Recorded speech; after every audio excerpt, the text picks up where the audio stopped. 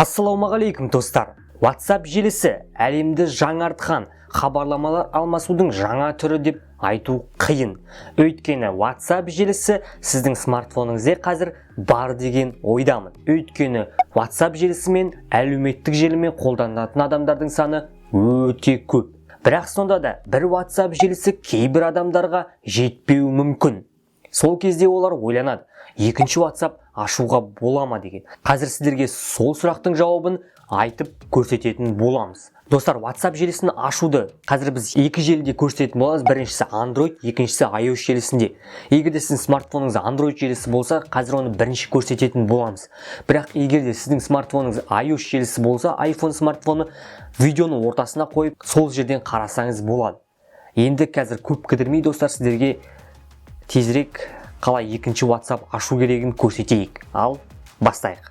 Xiaomi Mi A2 Lite смартфонындамыз. Бұл Android желісіндеміз. Қазір сіздерге екінші WhatsApp'ты қалай ашу керегін көрсетеміз. Ол үшін Play Market'ке кіреміз. Play Market'ке кіргеннен кейін бұл жерде жаңа айта кеткенімдей екі приложение бар. Біріншісі WhatsApp бизнес істемеген жағдайда сіздер мына программаны қолдана аласыздар. Ол үшін мына жерге поискқа 2 WhatsApp дегенге 2 WhatsApp деп жазасыз, сол кезде сізге шығады. Міне, Parallel Space деген программа. Осы программа арқылы сіз тиімді түрде екінші WhatsApp желісін аша аласыз. Бірақ бұдан да тиімді, бұдан да жақсырақ приложение бар. Ол WhatsApp Business. Міне, мына жерде тұр. Қараңыздар, WhatsApp Business бұл өте тиімді. Егер де қандай да бір жағдайлармен сіздің смартфоныңызда ол программасы істемеген жағдайда осы параллель программасымен қолдана аласыз. Бірақ қазір сіздерге жақсы жағын көрсетейік, сол үшін мен WhatsApp Business-тан көрсетемін. Міне, WhatsApp Business-қа кіреміз. Бұл жерде установить дегенді басамыз. Қандай да бір уақыт күтеміз жазылғанша. Міне достар, бұл жерде бізде WhatsApp Business жазылып бітті. Программа жазылып біткеннен кейін открыть дегенді басамыз. Міне, жазылып жатыр. Бұл жерде бұл WhatsApp Business-та ең бір тиімділігі, бұл да Facebook-тың шығарған заты. Неге бұны таңдады дейсіздер ғой? Өйткені жаңағы приложение басқа да программалардың ішіндегі ең сенімдісі осы программа. Мына жерде принять и продолжить дегенді басамыз. Бұл жерде сізден сұрайды, бастапқы номеріңіз, қазір қолданып жүрген WhatsApp-тағы номеріңізбен қолдана бересіз бе деп сұрайды, немесе басқа номер қолданасыз ба дейді. Маған тиімдісі негізі басқа номер қолдану. Сізге қалай болады, өзіңіз таңдайсыз. Мен қазір мына жерде использовать другой номер деймін. Осы жерде другой номерді басқаннан кейін ең алғашқында WhatsApp желісіне сіз қалай тіркелдіңіз, тура солай тіркелеміз. Бірақ басқа номермен, басқа сим-картамен. Мына жерде мен өзімнің басқа сим-картам номерін жазамын.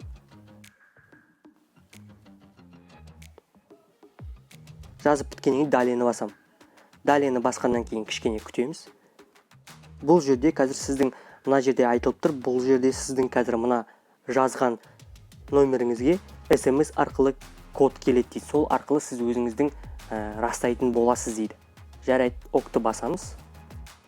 Бұл жерде қазір біздің жаңағы біз жазған номерге код подтверждения келуі қажет. Сол код подтверждения келгеннен кейін ол автоматты түрде мына жерге енеді де бізді WhatsApp желісіне лақтырады. Міне достар, бізді қазір WhatsApp Business, екінші WhatsApp желісіне лақтырды. WhatsApp бизнесқа далені басайық. Разрешить дейік. Разрешениені басамыз.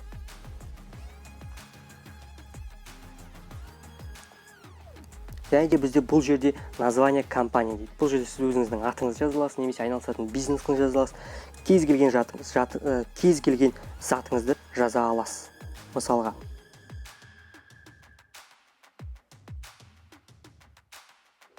Мен керемет нұр деп қоям. Деятельность, қандай немен айналысасыз, соның бәрін жасап қоя аласыз. Және де ең бастысы бұл жерде сіз өзіңізге фото қойып қоя аласыз. Ол үшін мына жерде плюсқа басасыз. Фото мына жерде камера дегенге бассаңыз қазір түсіріп сол мына жерде қоя аласыз. Немесе галереядан өзіңіздің қандай фотоларыңыз бар, соны қоя аласыз. Қандай компания екенін таңдайсыз. Егер де компания болмаса, не компания дегенді таңдайсыз. Өзіңіз үшін болса, далені басамыз.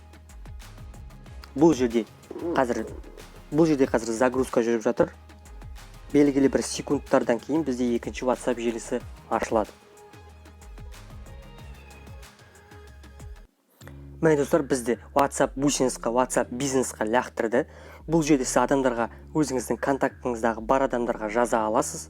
Мына жерде статус ала аласыз, және де белгілі бір хабарламалар, белгілі бір сөйлесулер жүргізе аласыз. Бұл жаңағы тура біздің қай WhatsApp, тура жаңағы біз қолданатын WhatsApp желісінен дәлме-дәл түп нұсқасы. Бір-екі жерлер ғана өзгерген болмаса, қолдануы, барлық интерфейстер, барлық настройкалар, барлығы бұрынғы сол алдыңғы WhatsApp желісі сияқты. Егер сіздерге көмегін тигізсе, қазір сіздерге iOS желісінен көрсететін боламыз. Егер де осы Android желісінде көрсеткенім сізге бір тиімдірек болса, видеоға лайк басып кетіңіз. Каналға жазылып, қоңырауды басуды ұмытпаңыз. Ал достар, біз қазір iPhone смартфонында iOS желісіндеміз. Қазір iPhone телефонынан сіздерге екінші WhatsApp желісін қалай жазу керегін көрсететін боламыз. Ол үшін біз бірінші App Store-ға кіреміз. App Store-ға кіргеннен кейін WhatsApp деп жазамыз. WhatsApp деп жазғаннан кейін бізде жоғарғы мәзірлерде шығатын болады. Міне қараңыздар, WhatsApp бизнес деп. Бұл WhatsApp бизнес деген жаңағы Facebook-тың екінші WhatsApp-ы.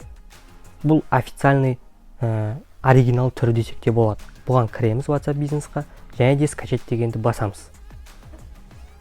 Скачать дегенді басқаннан кейін сіздің iCloud-тың паролін сұрайды, немесе қолдың сканерін сұрайды. Оны өткеннен кейін сізде WhatsApp желісінің жазылуы басталады. Кішкене күте тұрамыз.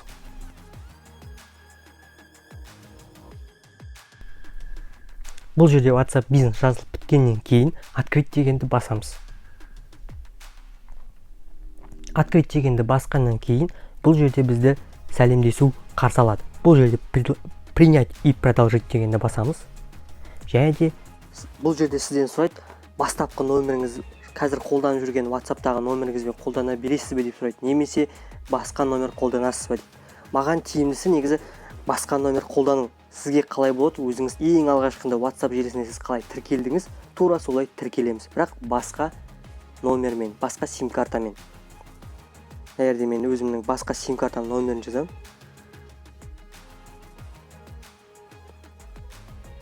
Жазып біткеннен кейін далені басам. Далені басқаннан кейін кішкене күтеміз.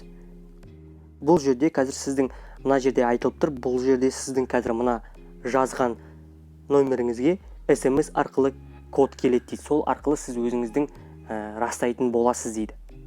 Кодты мұқият жазып біткеннен кейін сізді мына строкаға лақтырады.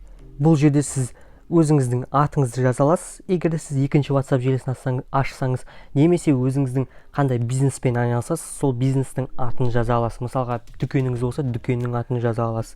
Және де қандай немен айналысасыз, мына жерде қандай услугамен айналысасыз, немесе бір киім сатасыз ба, сол қандай бизнес түрін жасайсыз, соны таңдай аласыз. Мен бұл жерде екінші WhatsApp желісінде ашып тұрмын, сол үшін не компания дегенді таңдаймын. Оны таңдағаннан кейін не компания деп бұл жерде сіз фотосын ауыстыра аласыз. Барлық мәзірді жасап біткеннен кейін сіз далені басасыз. Далені басқаннан кейін не сейчас дегенді басамыз.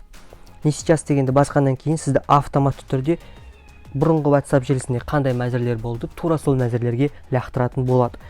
Міне енді осы WhatsApp желісін сіз бұрынғы WhatsApp желісін қалай қолдандыңыз, осы WhatsApp желісінде тура солай қолдана алатын боласыз.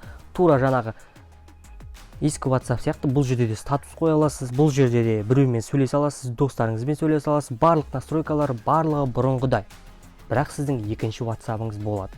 Бұл жерде өзіңіздің достарыңызбен, кез келген адамдармен жекеше түрде сөйлесе алатын боласыз. Немесе сіз бизнес ашқан болсаңыз, Instagramда WhatsApp желісіне тікелей жұмыс жасау барысында бұл өте тиімдірек болады. Егер де осы видео сізге ұнаған болса, видеоға лайк басуды ұмытпа. Екінші WhatsApp желісі не үшін керек? Бір WhatsApp желісімен де қолдану тиімдірек, бірақ кейде екінші WhatsApp қажет болады. Не үшін дейсіздер ғой? Сіздің хабарламалармен алмасуыңызды және шатаспауыңызды, тиімді қолдануыңызды біршама жеңілдеттіру үшін. Қалай дейсіздер ғой?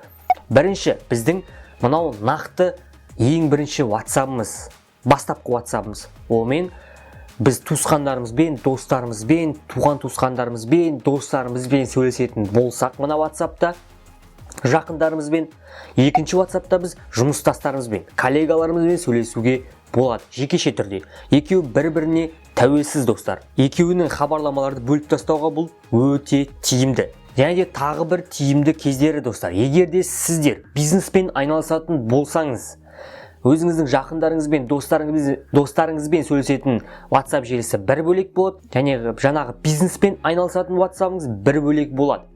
Ол жаңағы хабарламаларды бір-бірімен шатаспас үшін, және де екеуі бір-бірімен қосылып тұратын болса, сіздің басыңызда ботқа пайда болып, сіз шатасуыңыз мүмкін. Сондықтан сіз екі WhatsApp екіге бөліп тастайсыз, бір-біріне тәуелсіз. Бұл WhatsApp'тар қалай ашылады? Бұл WhatsApp мына WhatsApp'тың дубликаты болғанымен, оригинал дубликаты болғанымен, сіз екеуін екі түрлі номерге ашасыз, екі сим-картаға. Мынау бөлек сим-картада болады, мына WhatsApp бөлек сим-картада болады. Екеуі бір-біріне тәуелсіз WhatsApp болып жұмыс жасай береді. Сіз мына WhatsApp'тан мына WhatsApp'қа екеуіңіз бір-бірімен сөйлесе аласыз деген сөз, бір сөзбен. Және де мынандай сұрақ тууы мүмкін. Кейбіреулерінің смартфоны бір сим-карталы болады, кейбіреулерінің екі сим-карталы болады. Екі сим-картасы бар адамдарға қуана беруге болады. Өйткені сіздерде сіздің смартфоныңыз екі сим-картаны қолданатын болса, көбінесе ол Android желісінде. Android желісіндегі смартфондар, қазіргі кейінгілердің бәрі екі сим-карталы. Егер де сіздің смартфоныңыз екі сим-карта қолданатын болса, бірінші сим-картаға сіз жаңағы басты WhatsApp-ыңызды ашып қоясыз, екінші сим-картаға, екінші номерға сіз басқа WhatsApp-ыңызды ашып қоясыз. Көмек WhatsApp-ыңызды, бизнес WhatsApp-ыңызды немесе соны ашып қоясыз. Немесе сіздің смартфоныңыз iOS желісі, сіздің смартфоныңыз iPhone, iOS желісінде құрылған болса, сіздің смартфоныңыз бірақ сим-карта ұстауы мүмкін. Бірақ iPhone-дардың кейінгі модельдары екі сим-карталы телефон шығарып жатыр. iPhone красавчик. Бірақ сонда да, егер де сізде бір сим-карталы телефон болса, сізде оны жасаудың екі тәсілі бар. Бірінші сим-картаны саламыз, бұл сіздің бірінші сим-картаңыз, сол арқылы WhatsApp желісін ашып аламыз да, ол сим-картаны алып тастап, екінші сим-картаны саламыз. Сіз сол арқылы екінші мәзірдегі WhatsApp-ыңызды ашып алып, оны жаңағы екінші мәзірдегі сим-картаны бір жерге қойып, өзіңіздің бастапқы бірінші сим-картаңызды салып, сол арқылы жүре бере аласыз. Немесе егер сіздің үйіңізде простой телефон болса, мынандай простой телефон немесе сатып алуыңызға болады. Бұның бағасы өте тиімді, бірақ простой телефондар сіздің үйіңізде болуы мүмкін. Шкафты қарап көр, шкафтың ішінде жатуы мүмкін. Сол простой телефонды алып, соған сіздің басты сим-картаңыз жаңағы өзіңіздің iPhone-ыңызда тұрады, немесе бір сим-карталы смартфоныңызда тұрады. Және де екінші сим-картаны жаңағы простой телефонға салып, сол арқылы екі WhatsApp желісін аша аласыз. Егер де сізге бұл түсінікті болса, қазір сіздерге екі желіде көрсететін боламыз. Ол үшін қандай программаларды қолдану керек дейсіз ғой. Достар, WhatsApp желісін ашу үшін бұл жерде екі программаны қолданатын боламыз. Біріншісі, сізге қайсы тиімді өзіңіз таңдайсыз, бірақ біз екі программаны көрсететін боламыз. Біріншісі WhatsApp Business, WhatsApp Business. Бұл то жекеше түрде ашуға болады, ең тиімдісі. Және де екіншісінің атын ұмытып қалдым. Мынау приложение арқылы екінші WhatsApp ашуға болады. Бұл екі iOS желісінде де, Android желісінде қолданылады. Достар, осы видео сіздерге тіттейде бір көмегін тигізсе, сіздің бір біліміңізге қандай да бір көмегін тигізсе, видеоға лайк басып, каналға жазылып, қоңырауды басуды ұмытпа достым. Және де айтарым, егер де сіз WhatsApp желісімен қолданбасаңыз, бірақ осы видеоны көріп шықсаңыз, комментарияға жазып кетіңіздер. Мен көріп шықтым деп. Көрейік қанша адам WhatsApp желісін қолданбайды. Бірақ ондай адам сірә жоқ шығар. Сонда да жазып кетулеріңізді сұраймын. Видеоны аяғына шейін көргеніңе рахмет. Келесі кездескенше, дидарласқанша достым, сау бол.